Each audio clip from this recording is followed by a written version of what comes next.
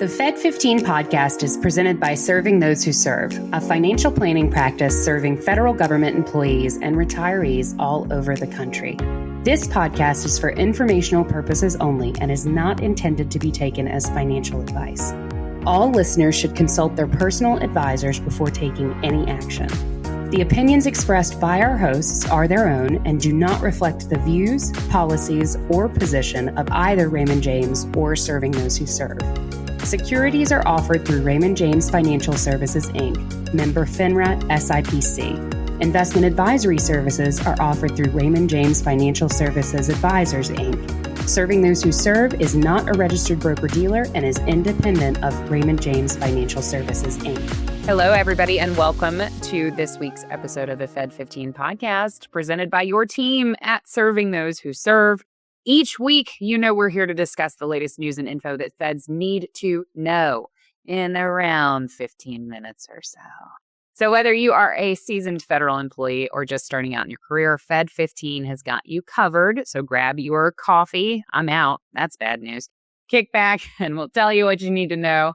But you might have missed in the federal space this week. We are your hosts. I am Katelyn Murray, and I'm joined by Mr. Dan Sipe on a very overcast day there in beautiful Maryland. Yeah, we're catching up on a rain deficit. It's not to the point where a guy's building a boat in his driveway and talking about cubits, but we're getting pretty wet. And for those of us who are on wells, that's well. Yeah, it's coming for us a little bit. It hadn't rolled in just yet, but it's coming for us a little later. I pulled up the weather report. You know, this weekend, I know we exist outside of time, but this weekend was the opening of our swimming pool, which is a day that I look forward to all year. But it looks like a rainy opening weekend. So We'll see. All right. It might be raining where Dan's at, but we have some pretty interesting topics for you. We're going to try and bring a little brightness in. We're going to talk first about a topic that's really kind of a popular topic. We always get questions about this topic, RMDs. So talking through RMDs, what you need to know. There's a lot of crazy uncertainty with like, when do I start RMDs? I thought I started this age and now sounds like I start this age. When do these things actually start? And things like that. So we've got some strategy there to share. And then a little bit later, I am going to talk about another often queried topic, which is Social Security.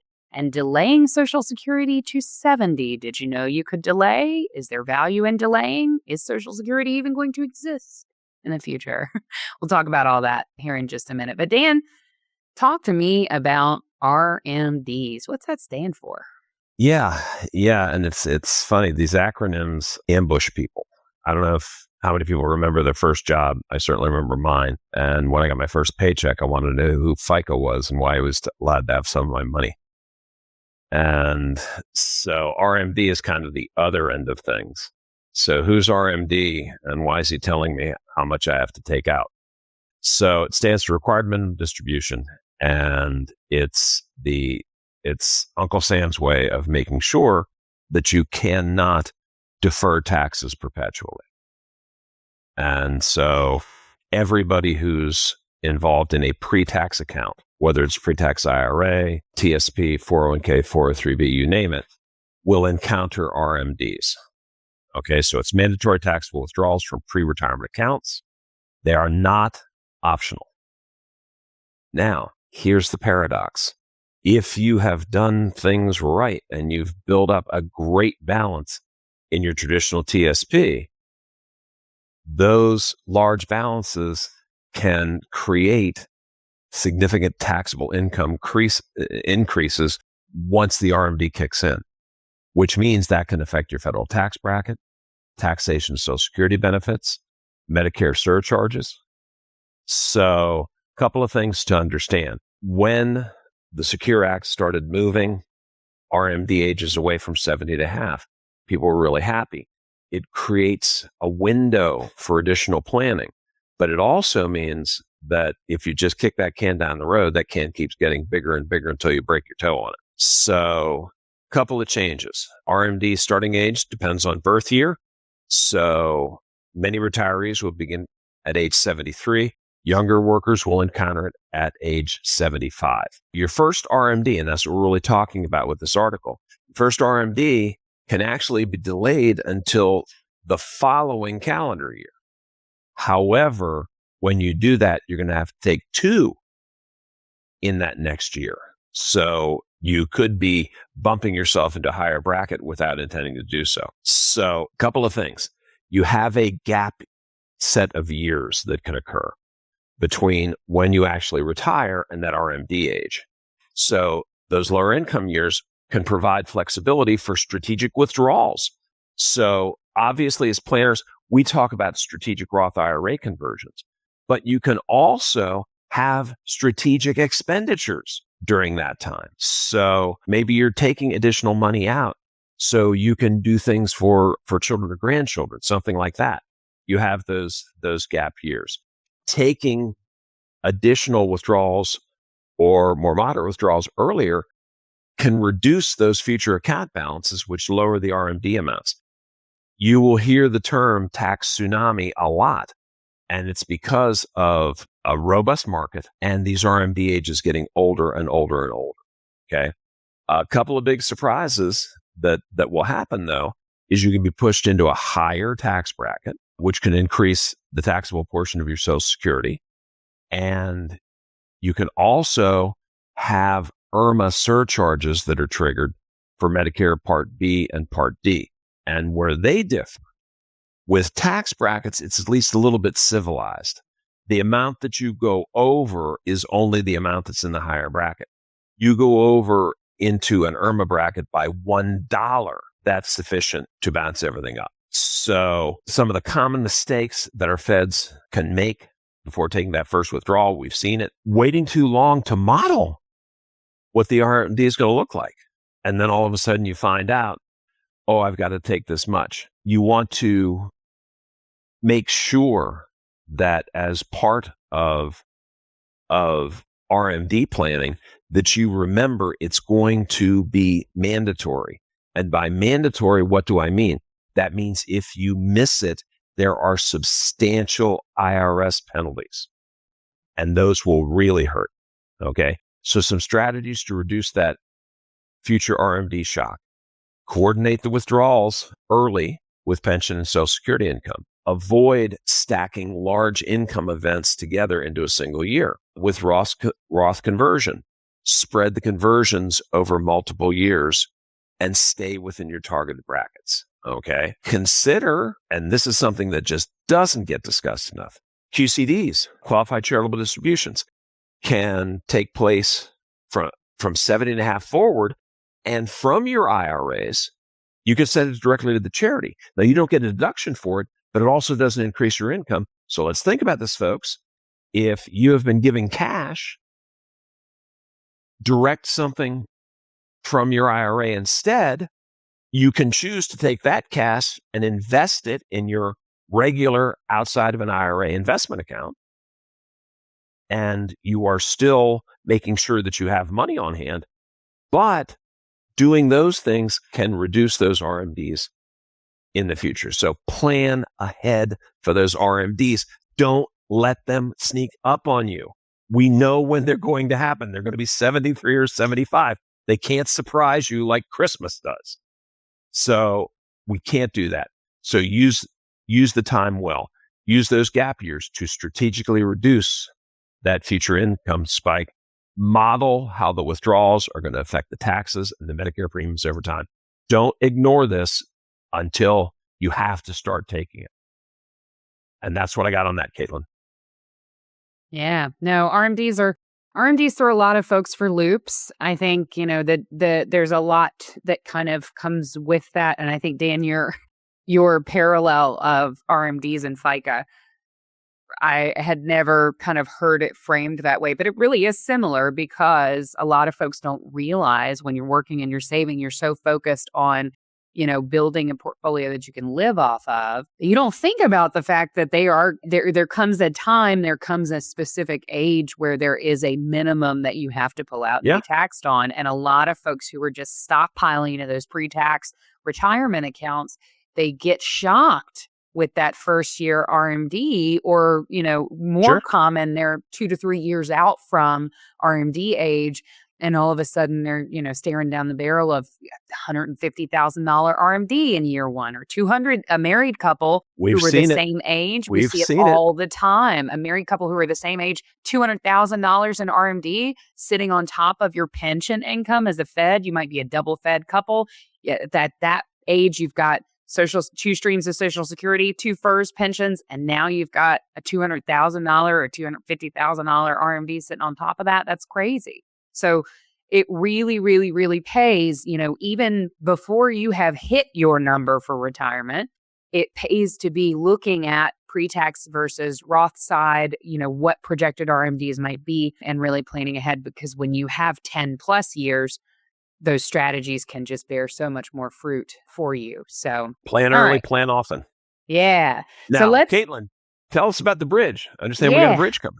We do. So I want to kind of talk through this article. The article is entitled "Delaying Social Security to 70: A Fed's Bridge Plan." So we're going to talk a little bit about the bridge. We're going to talk a little about Social Security and delaying, to delay, to not delay. It's a common financial planning take on Hamlet, I guess. For many people, Social Security is a complicated topic and they don't quite understand how it works, right? A lot of people don't realize that if you delay your Social Security benefit past the early collection age of 62, past the full retirement age, which for most people is around 67, could be a couple months earlier than 67, all the way to age 70, you can get an increased benefit. And the benefit on average, if you look at delaying from 62 to 70, 62 being the earliest, you can collect a lowered benefit. The increase is generally about 8% per year up until you turn 70. Past 70, no reason to delay. Go ahead and collect it. You don't get any further increases, right? Now, delaying your Social Security has the potential to create that higher lifetime income. It's a higher monthly payment, assuming that you collect that higher monthly payment for long enough, which for most people, but not for all people, is roughly about your mid-70s. So if you're going to make it to 74, 76, you will probably, live past that period where you're getting a higher lifetime income off of Social Security. And it can be a really effective financial planning strategy. Now, here's 2 situations where it's not. You haven't saved enough money and built a large enough portfolio to be able to lean on that portfolio for those years between 62 and 70, right? Because that supplement, assuming you're out the door before 62, and Dan can't convince you to stay and work until 62 for the increased FERS pension multiplier. I like my chances. That supplement drops off at 62. Okay. So really in the private sector, that bridge is between 67 and 70. For Feds, it's most of the time between 62 and 70 because you guys are thinking, well, my supplement drops off at 62. So one situation where it doesn't work is you have not saved enough. You haven't built a large enough portfolio to lean on to supplement your income, and you need the income. So you got to take Social Security. Okay. The other situation where it could be a less than stellar idea is if you've got health issues. If a doctor, and I'm not talking about the stuff that gets all of us, right? High blood pressure, high cholesterol, that's stuff that kind of comes with age. I'm talking a doctor has sat you down and said, because of XYZ condition, you are very likely to have a shorter than average lifespan. And it is possible that you may not live into your mid-70s, okay?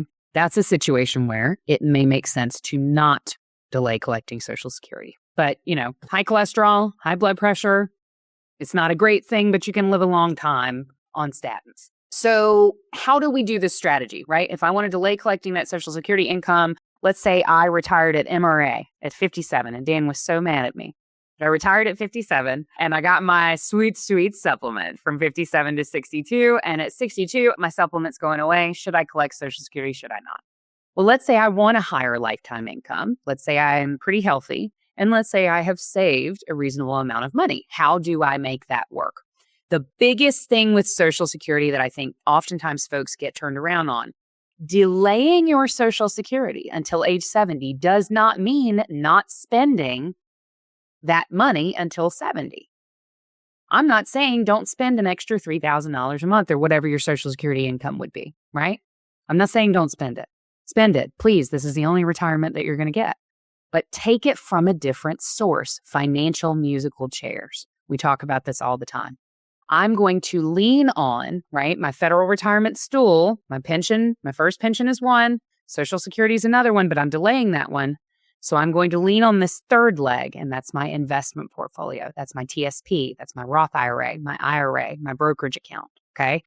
All your investment vehicles here that are variable, okay? So I'm going to lean on this leg in order to delay Social Security and collect a larger benefit over here. Now, there's pros and cons to this. People will say, but your investment portfolio can make more in the market, Katelyn. I made 10%, 11%, 12%, 13%, whatever percent last year. Great, good, I'm happy for you. That return was not guaranteed to you last year, and it is not guaranteed to you in any years moving forward. Under current Social Security rules, that 8% increase per year for delaying between 62 and 70 is guaranteed. And remember, your Social Security is backed by the full faith and credit of the U.S. government, so unless they change the rules, and then the game changes and we replan, plan often, that's that part of that plan soon, plan often. The 8% increase is guaranteed in a way that market returns are not guaranteed, right? So let's say I decide I'm going to lean on my investment portfolio for that. How do I do that? That's called the bridge, right? So the first thing that I'm going to want to do is I want to identify my guaranteed income sources ASAP. If you're CSRS, bless you, that's your one stream of income. You don't have Social Security unless you can qualify for Social Security through your spouse because the windfall elimination provision was repealed last year. If you're FERS, that's going to be your first pension, right? And then Social Security, but we're delaying that. You want to look at your guaranteed income, which is for most of you just going to be your pension, against your monthly spending needs, okay? So if I want to spend $10,000 a month and my first pension is $5,000 a month, then I need roughly $5,000 a month, right? That's the amount that I need to lean on the investment portfolio for. So how do I do that? All right, I got options. I could take a part-time job and just make sure that I make $5,000 a month and work that part-time job until I'm ready to quit and collect Social Security. This can extend your flexibility. It can reduce pressure on your retirement portfolio.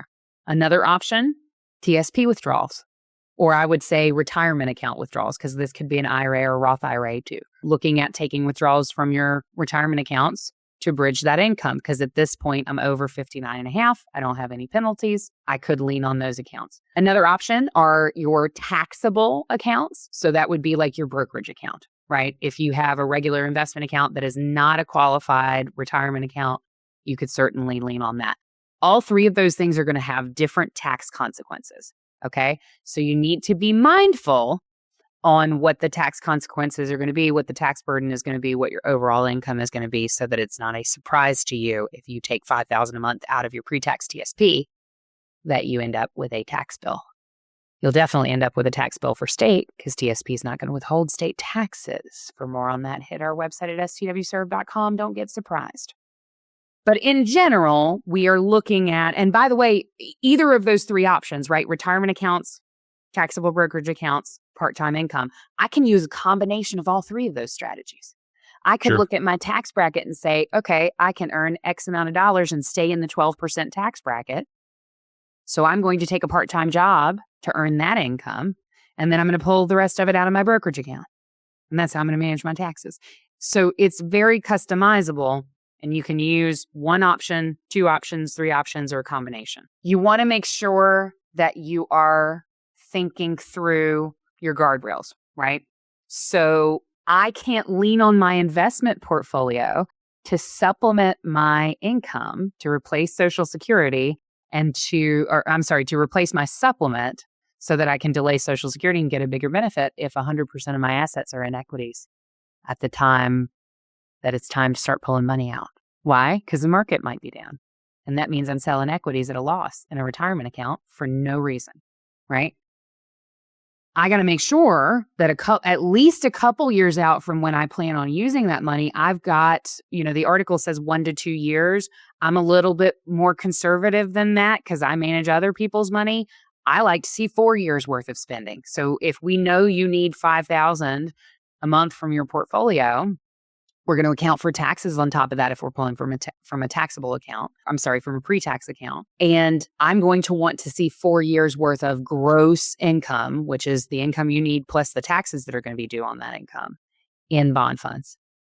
And if you're in TSP, that means GNF. If you are outside of TSP, that just means bond fund, right? So your fixed income piece, because when the market fluctuates, equities, volatility looks like this.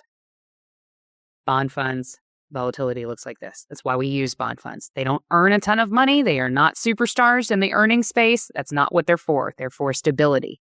And you've got to make sure that you have that stability if you are going to lean on that portfolio. You want to make sure that you have a really clear picture of your spending. And that's really hard to do because you're not retired yet and you don't know how much time you're going to have to fill and all of the cool stuff that you're going to discover. I would say err on the side of rounding up instead of rounding down, because if you round up, you've got a little extra money that you got to find something to do with. And the worst case scenario is you find a cool organization to give it to, right? Or you spend it on somebody else. If you round down, then we've removed some of our buffer and there's not additional wiggle room. All right. So then rounding down is a quick way to have to start eliminating things you really don't want to eliminate really quickly. And you want to make sure that you are always adjusting your plan because this will change over time. Your spending needs may change over time. Taxes are definitely going to change and vary over time. And your portfolio performance may shift over time. So delaying to 70 can absolutely increase your long-term income from Social Security if you manage it appropriately and if it is suitable for you. If you've got health issues, and you're not going to make it to 74, then it doesn't make sense to delay because you're not going to be here to collect the higher benefit, right? The key question here is, can your pension and your savings support the delay without creating larger financial problems? If yes, it could be worth considering. If not, earlier claiming could be a more sustainable solution for you. If you are struggling to make heads or tails of this and it sounds really complex and complicated and you would like help, feel free to reach out to meetings@stwserve.com. We will be straight up with you. We will tell you, hey, based on your situation, this makes sense. This doesn't make sense. We can have the conversation. So unbiased support is often helpful in kind of weighing the pros and cons there. Absolutely. Now, Katelyn, I got good news and bad news. Good news is that was an awesome segment. The bad news is it's over. It is. No, folks, that's all the time we have today. But we will be back next week bringing the latest updates you need to know to make informed decisions about your career and financial well-being as a Fed. And to make sure that you are here for that episode, make sure you are subscribed. Go ahead and subscribe to the podcast on our YouTube channel if you're watching us there, on Spotify if you're watching us there, and if you're watching us on our website, all you have to do is click the title of this episode, and it'll take you to YouTube where you can subscribe. Subscribing is helpful not only for you to get notifications, but also by subscribing, you are telling YouTube and or Spotify that this is valuable content and that they should show it to more people like you. That helps us reach and educate more Feds for free. And that's a very good thing. So please, please, please, would love it if you would subscribe. Even if you watch on our website, it's helpful. And you can always, I'm a big fan of this method, you can always just copy that URL, send it in an email to a friend or a colleague who's also a Fed who could benefit from this information. Indeed. And for even more information on the topics we covered today and way more, check out our blog at STWServe.com and subscribe to our newsletter, The Weekly Serving. And then you will get the latest delivered straight to your inbox. Don't even have to go looking for it. And for those who want to dive even deeper into learning about your federal benefits and financial planning for Feds, we encourage you to join us for one of our complimentary webinars. We've got some great sessions coming up this summer. We have FEHB and Medicare. Our very popular session on FEHB and Medicare is on June 10th, and that'll be from 10:30 a.m. to 2:30 p.m. Eastern Standard Time. Never too early. Yeah, Mr. Ed Zerndorfer himself will be presenting that session, and it will be hosted by Dan. We also have, if it's your first, you've never been to a webinar with us, our FERS session is a great jumping off point because that often is the core of federal benefits. And then you can kind of jump off from that and learn about other things. But our FERS session is going to be June 17th from 1 p.m. to 4 p.m. And that will be hosted by Mr. Ed Zerndorfer. And I am actually presenting that bad boy. So if you want to say hi to me or Dan, feel free to register for a webinar, stop on by. Let us know in the chat. We love when people come from the podcast to a webinar and we'll show you some extra love. Indeed. Well, folks, sorry, we got to run. Thanks for listening to Fed15. I'm Dan Seif. And I'm Katelyn Murray. And we will see you next week.